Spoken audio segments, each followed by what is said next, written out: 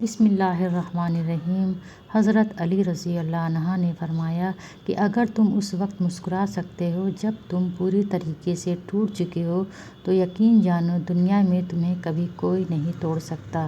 100 دوستوں سے ایک دشمن اچھا ہے، جو دل میں نفرت تو رکھتا ہے لیکن منافقت نہیں۔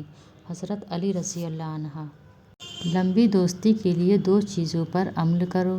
ایک، اپنے دوست سے غصے میں بات مت کرو اور دوسرا، اپنے دوست کی غصے میں کہی ہوئی بات کو دل پہ مت لو۔ حضرت علی رضی اللہ عنہ۔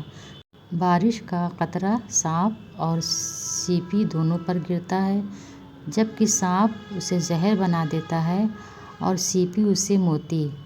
جس کا جیسا ظرف ویسی اس کی تخلیق۔ حضرت علی رضی اللہ عنہ۔